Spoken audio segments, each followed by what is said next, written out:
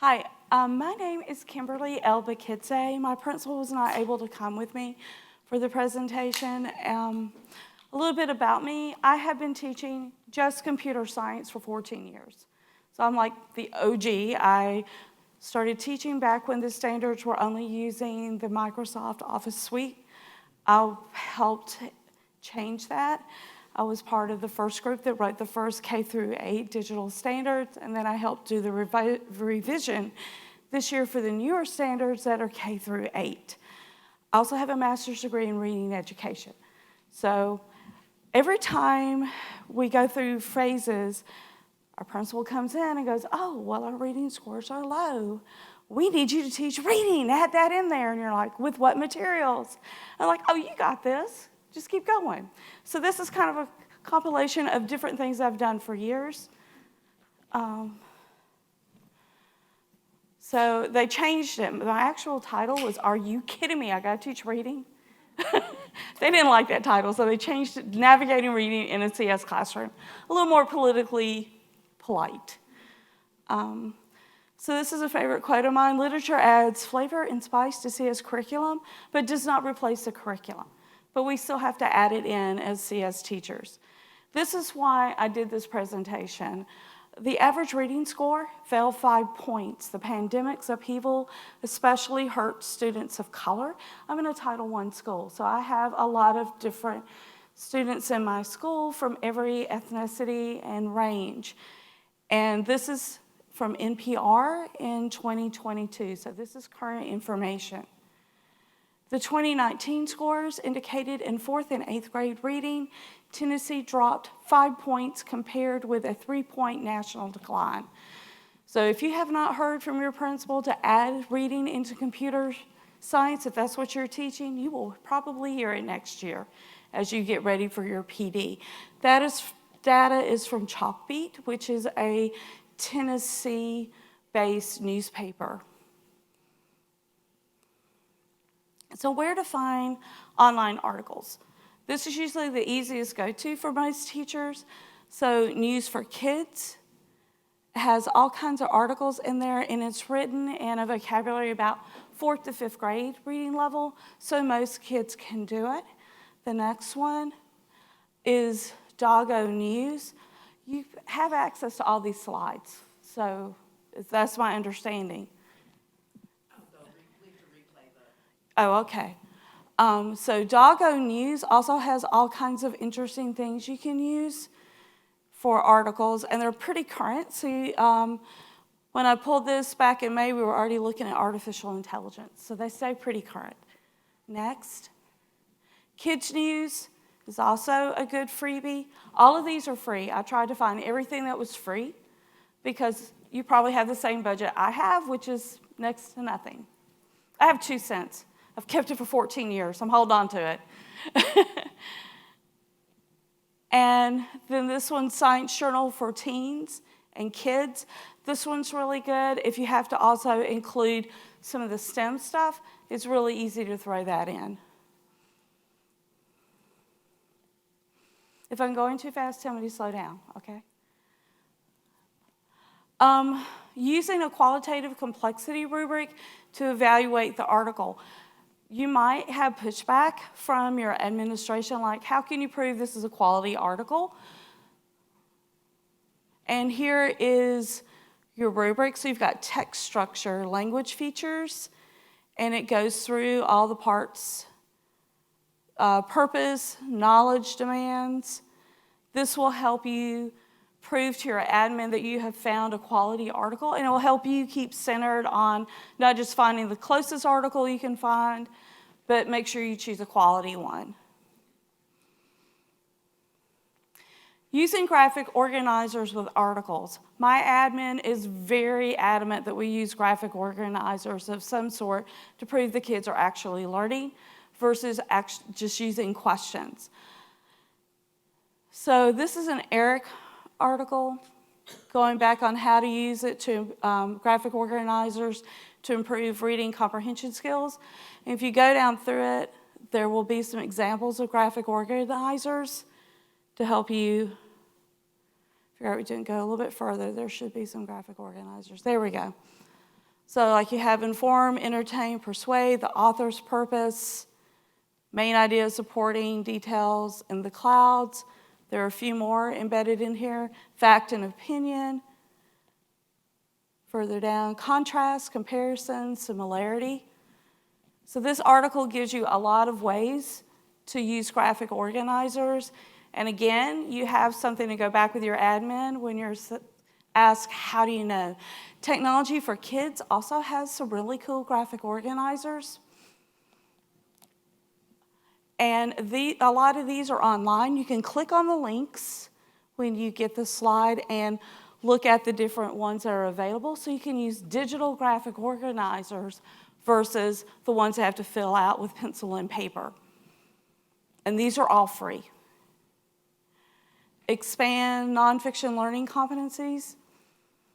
So these also have a bunch of different resources, and you see we have some of these in Spanish to help you out and to embed with STEM.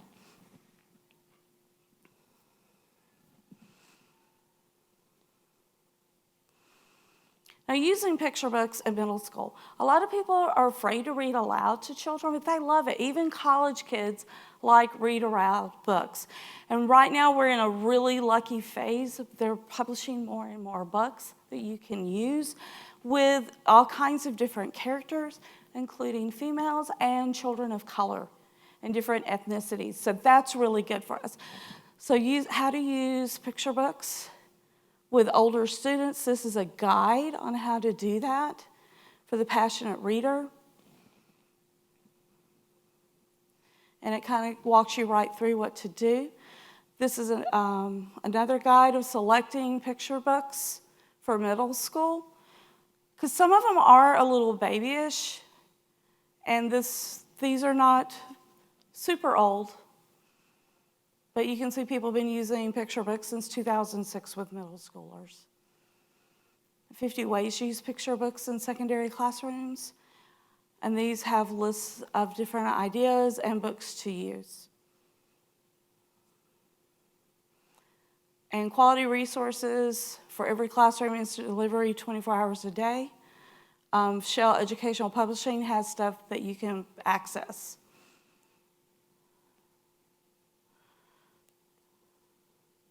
And they come with graphic organizers.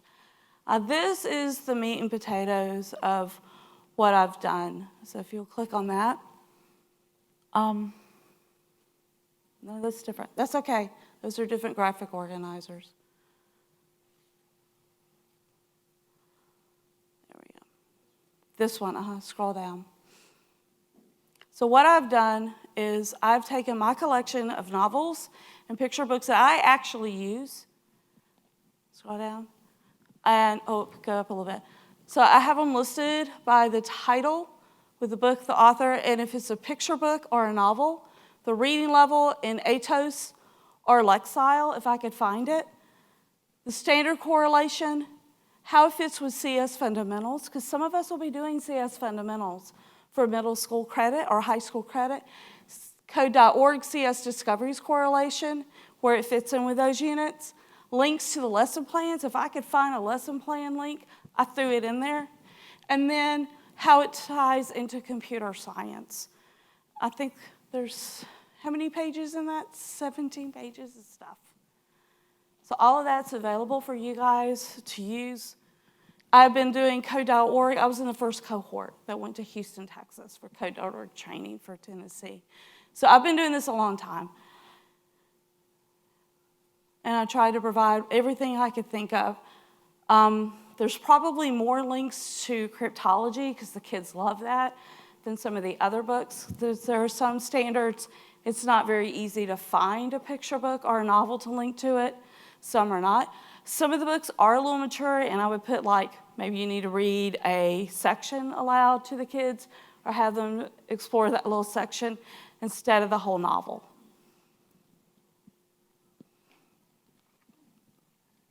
So I was just trying to provide resources, because I know when I first started years ago, there was nothing, absolutely nothing available. And I was overwhelmed. And they were like, okay, yeah, get through in reading. I'm like, from where and how? And I didn't want the people going into this next year being like, what do I do? How do I do this? Any questions? Your slides aren't they're not, we can't access your slides. Okay, I'll tell you what I'm going to do. I'm going to set up my computer.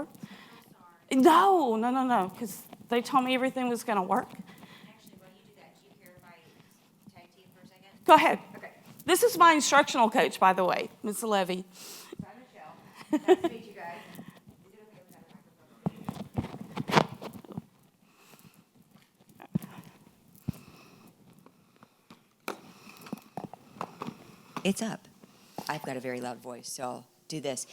So I was in the classroom for 25 years as a visual art teacher, and so adding reading and writing to my class was definitely a struggle. We used research articles, and we had children figure out what to tell the other kids about it and have an opportunity to do like an artist page or something like that. And I know Dr. Elbakidze has done research pages and historical analysis of a person so that they're getting that research activity as well as writing about it and picking out the most important parts. One of the pushes that I have as an instructional coach this year is making sure that the kids understand how to annotate, summarize, and really have an opportunity to engage with each other in a classroom discussion, making their thinking visible. So as she was reading through here and as we were talking about her presentation, one of the really interesting things are when they are doing a code.org, if they're looking through the story and figuring out or highlighting, figuring out what's important, what do I need to highlight, what do I need to remember for when I make this next code. And then just teaching them how to organize their thoughts as they're reading, even creating an evidence log, which will then parlay into your ELA classes as well, and just making sure that the students truly can pick out what they think is going to be the most important part. And in Hamilton County, we use My Perspectives. How many of you all use My Perspectives? So you are a little bit more free with being able to use specific titles that you would like to use. And so those are really good titles to use. Do you have questions about how to help ELA, annotation, summaries, standards, and things like that fit into the CS classroom? Yes. We have to do the... So for elementary, you have to, K through 5, there's not a separate computer science class. So the elementary teachers are expected to integrate that, and this will help them do that. They can also use the CS fundamentals. That is developed for 3rd grade all the way through high school. So if you're tasked with the charge of doing computer science, that's the one you would start with in elementary. And I use the CS Fundamentals Express. And you can do that one, and if you have them an hour every day, you can knock that out in close to 6 to 6.5 weeks. Have you found any reading sources that you've used in your own classroom already that would be beneficial for the other people in the room to hear?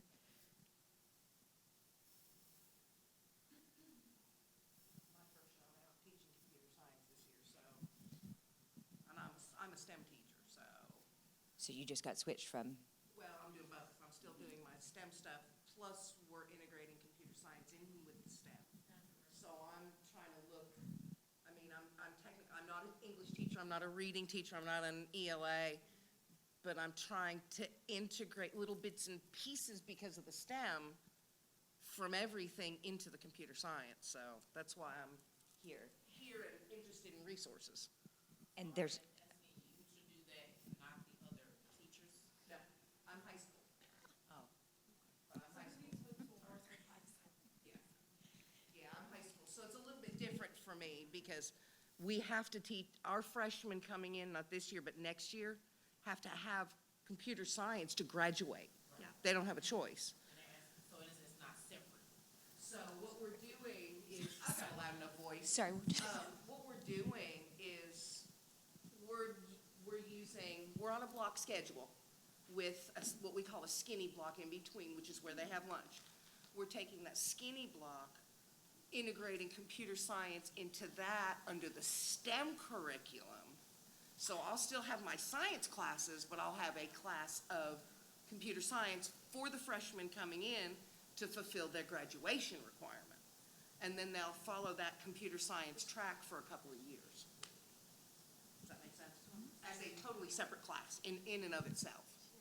but it'll be integrating all the STEM fundamentals with it. So it will be our distinct STEM class along with computer science. That's what my school's on.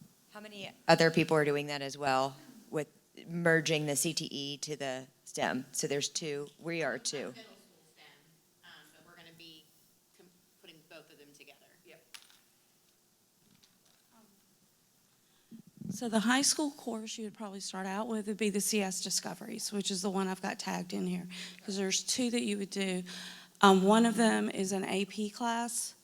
Yeah, it's not the, I'm gonna start, I guess from what I understand, with the one that's 9 through 12. Okay, know whether it's- that's CS Principles. Principles. Right. We're gonna do principles. There's another teacher that's doing discoveries. Mm-hmm. I'm doing principles, and then once principles completes, then I'll swap over to that A or Yeah. whatever it is. I can't remember, they've changed it. I haven't taught the principals one before. I did dabble with the AP because I had some kids who were very advanced a few years ago. And then when the high school moved to the AP computer one, then I moved to Harvard CS 50 for my top kids. So I would not have that much of an overlap to hurt the high school teacher. I was trying to be very empathetic with them. But a lot of these books will also translate into the course you're teaching. So just look at the ones on CS Discoveries, and that should work and help you out. I mean, I'm diving on, diving board this summer with all the code on training and, Been there, done that. yeah. Did you have News ELA as one of your sources? I did not, because they use it so much with my ELA classes, and Gotcha. they will steal the same article. So I was trying to get what my other core teachers didn't use, so the kids are not rolling their eyes going, really? Are you kidding me? So that's why I did it that way. Gotcha. They're not always empathetic with me, but I try to be empathetic with them. Yeah. Okay. Does anyone else have more questions? I can bring the microphone. We need a Google account. Okay, so what we're going to do, I'm going to create a Google account. If you will write me your email, I will send you a PDF of this because the county just blocked me from sharing anybody outside my school district. I just love filters. Thank you, SIPA. You know that's why we have those. Anybody familiar with SIPA? It's the Child Internet Protection Act. And so all of our districts have filters, and Hamilton County has this really tough filter, and they decide what we can and cannot share. I am so sorry, y'all. We'll start over. If you'll type your first and last name and then your email, and I will promise you I will send you the email. It'll be tomorrow, but I'll get it to you. The other ones I was in, they had posted them before the Okay, I don't know why this one didn't get posted. I have that kind of luck though, y'all. What they did though was, the ones that I got were the recording under the library, but not all the links worked, Okay. depending on how they were saved on your end, I guess. I don't Okay, know. I don't know either, but anything that you don't have access to, once you get your initial email with this one, say, hey, I need access to, and I will send you the links, okay? I apologize, y'all. This is why I like doing my own. But they put everybody on these slides to make it look really nice and cohesive.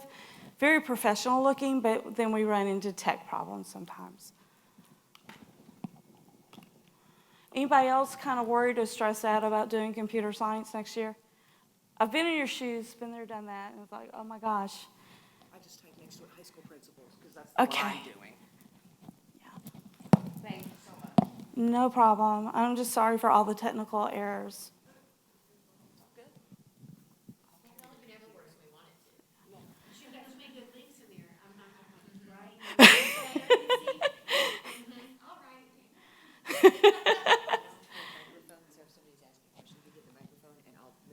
Okay. So my main thing is that I never had enough information, and I felt like I was just sinking as I was shifting into this. And I hope that y'all like the standards that I helped create, because I was really tired of the old ones. I mean, who needs to use Microsoft as a all-day class? If the teachers embed the Google Docs or the Microsoft stuff, then we don't need to have to teach that as a separate course, for the most part, for most of the kids to survive college. So that's why I work so hard to change things. They're not perfect, but they're a good scaffolding point. Yeah, better than none. Well, and we have, our CTE business program, and again, our high school, so it's a little bit different, but our CTE business program, I mean, they do the communications, certifications, and they do the Microsoft Office Assistant certifications. And, Yeah. that's all part of our CTE, is learning spreadsheets and learning all this other stuff, so why would it be in? They were very old. When I started 14 years ago, I think those standards were actually 7 years old when I started. So like one of the things we had to do was teach the children how to input data with a joystick. Yeah, I didn't have a joystick at the time, so that was Along with how to type a text message on your phone by hitting the same number key 3 times it didn't or 4 go times. that advanced, no. So we've come a long way with our standards and our ability to make them more current. I was trying to push for some stuff with artificial intelligence and quantum, but I think they didn't want to touch that yet, even though there's a lot of stuff out there. There's a lot of free stuff with quantum computers, if you want to delve into that, available for teachers. And there's a lot of stuff with AI. Project STEM has an AI unit. Org just added an AI unit. So that's out there for the kids who are interested. And they're really cool. The kids like those units. There's one lesson where you can direct music, having your computer pick up your motions using artificial intelligence. So there's a lot of cool things out there for us. It's going to change rapidly, and it's going to be a very fast and steep learning curve, y'all. I predict it's going to take off in the next 5 years. And my school has put me under CTE this year, so I have to go through CTE training. Yeah. They haven't done that to me yet. Yeah, but they're putting computer science under the CTE umbrella. I hope I gave y'all enough stuff that you're not going to feel like you're totally drowning if your principal comes in and says add reading. Because that was my major nightmare, and I was doing articles, I'm going to be honest. The picture books, some of them are a little low level, but some of the kids just like the fact that you're reading something with loops and all of that stuff to them, and they think about it in a different way. And I teach children from what used to be traditionally the CDC kids all the way up to gifted. And so all of these materials I have taught, and they have not thrown me out of the classroom. And I teach every day 6th, 7th, and 8th grade kids. So they have not carried me out of the window yet. And Dr. E, if someone has a question, if you can walk over to them with the microphone. Anybody have a question? Sorry that I interrupted. The chat was asking for us to get closer. Okay. So you were talking about how, and I asked you about News ELA, try not to step on the ELA teachers' toes. Do you PLC or collaborate with the English teachers to kind of maybe teach some of the content they're teaching in their class to reinforce it in yours? I don't have the time to always meet with them. Our related arts classes are taught during the time that our core classes have planning. So we don't always get that, and we're shifting with new admin, and my instructional coach has not been able to help us do the curriculum maps and stuff. So going forward, hopefully, we will have that. But their curriculum is kind of laid out too with what they can do. And then sometimes for survival, they'll throw in a News ELA article while they have a sub. And that's what I've run into, is that it was their backup emergency to use that, and then it wasn't necessarily on anything we discussed. And then I'll pull something up and think, we've already done that. And then I'm like, okay, there went my lesson plan out the door. So that's why I try to be very careful to use stuff I knew other people might fall back on. And I know they fall back on that one. So that's why I avoid it. Self-preservation now. And that's funny because I'm the only one in the high school who uses News ELA. Would you say that again? So you're the only one that uses it? I'm the only one in the high school that uses News ELA because my kids because of the same issues you're talking about, are required every week, they're in my class, to write a journal entry. So they have to find an article, and they have to, and like I said, I'm the only one who uses the News ELA. Okay. And I like it because it tiers it, and the other ones don't tier the reading levels. So I hate that I don't have access, but they also don't always have that many articles. So it's more limited than these other sources that I showed. Anything else? Any other stuff that you guys use? Because I'm willing to learn. I need more stuff. Keep it fresh and keep me from being bored.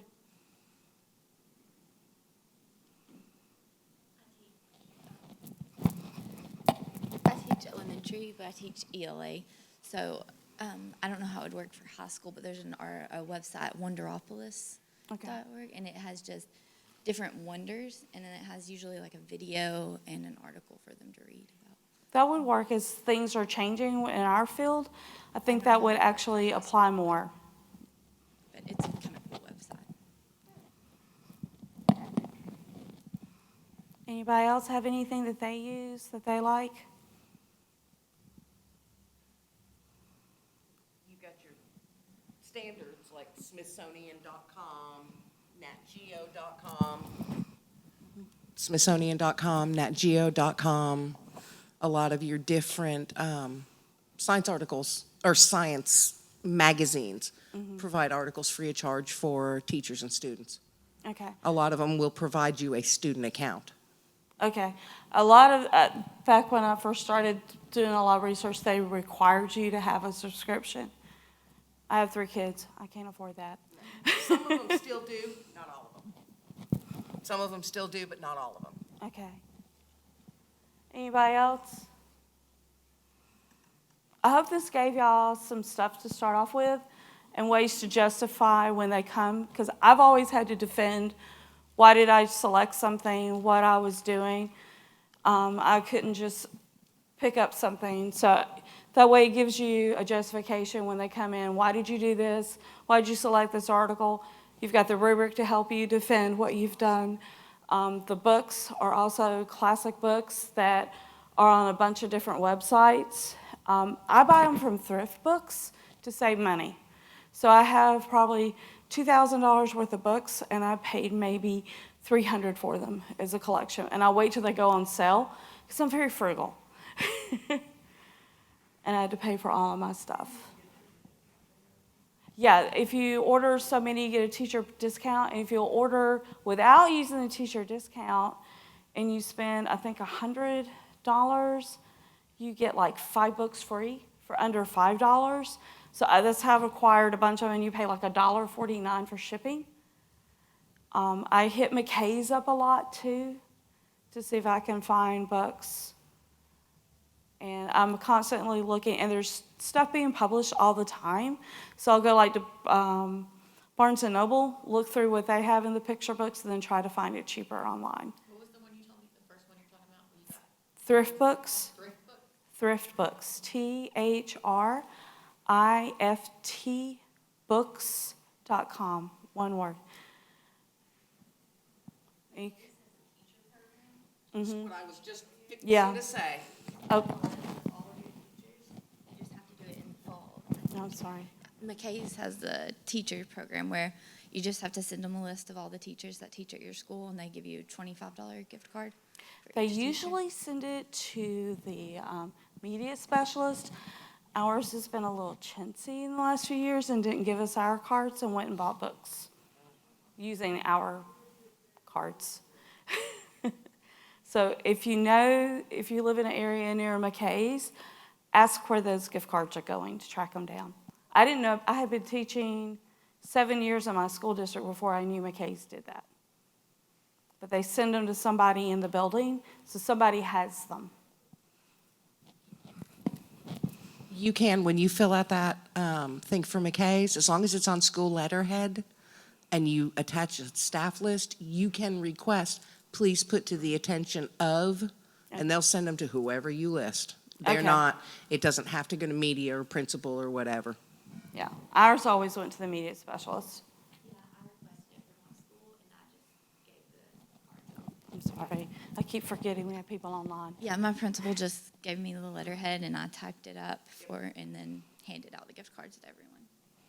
I'm bad about this, y'all. During the pandemic, all my kids were online. I got the 200 online kids. I didn't have the split, so this is hard doing the split. My first rodeo with it. Any other ideas on how to acquire stuff free and frugally? No. Any questions or anything? Thank you for the resources. You're welcome. And I know I made it short and sweet, but I didn't want to bore you and talk at you and not provide a whole bunch of stuff. I'd rather give you a lot of stuff and let you out early. Thank you for coming. I hope this was beneficial.